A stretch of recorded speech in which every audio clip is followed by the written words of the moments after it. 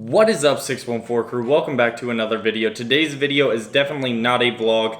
I kind of disappointed you guys in the video on this laptop, so I thought that I would go ahead and do a review like you guys were asking for in the comments.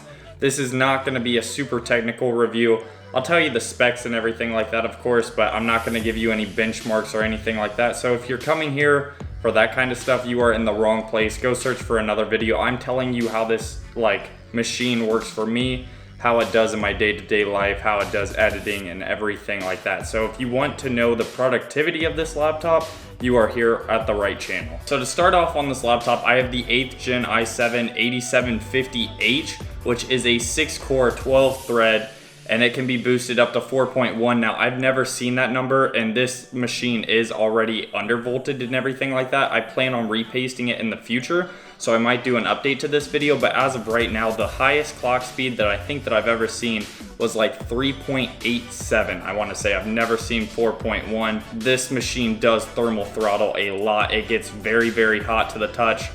This machine cannot be on your lap. Like, even though it's called a laptop, you want this thing on a desk or a table or just something where that heat can dissipate and not on your legs, because this could burn skin. My model also has the 1060 Max-Q, and I think that that's clocked at 6 gigabytes of DDR5 memory.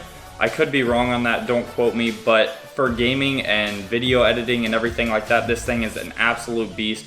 Fortnite, one of the games that I've played, I don't really game too much on this laptop, but Fortnite, I'm always getting over like 200 frames per second, and that is on complete ultra settings.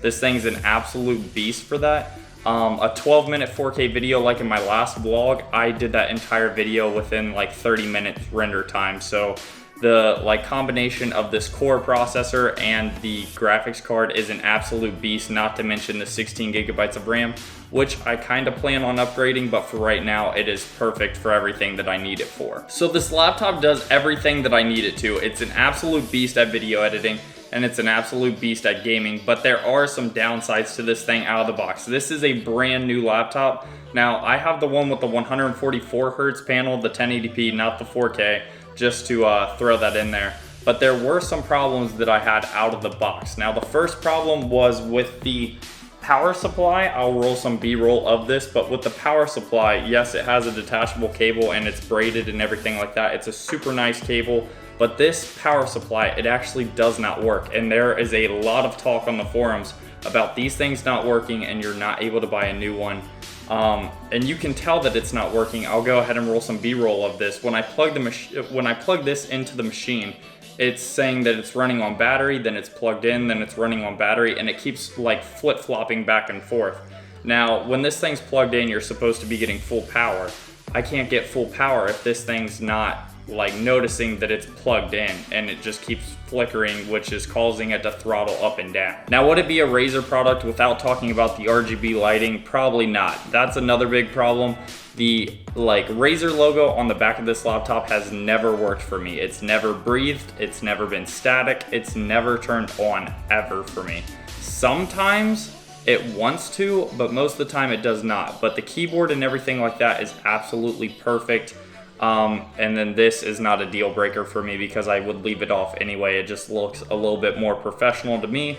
But if that's a big thing to you, then I guess that's going to be a downside. Speaking of the keyboard though, the keyboard and the mouse pad on this are phenomenal. You will pick up on the keyboard right away. A lot of people have been complaining about the smaller right shift key. I never use right shift, so that's not a big problem to me. But it is a nice chiclet style keyboard. It has really good feedback and actuation force and everything like that. And then the trackpad, I could honestly say that I've had an XPS before, right before this, and I actually returned the XPS for this, and the trackpad is literally just the same, and it is phenomenal. You guys will not have a single complaint with either of those. But at the end of the day, this thing does get very, very hot, so you have to kind of pick and choose between if you want gaming, if you want performance, if you want productivity. I wanted it all, so I went with this machine. There's not too many times where I'm just using this straight up on my lap. I'm always at a table editing or at a table gaming. This thing's very rarely on my lap.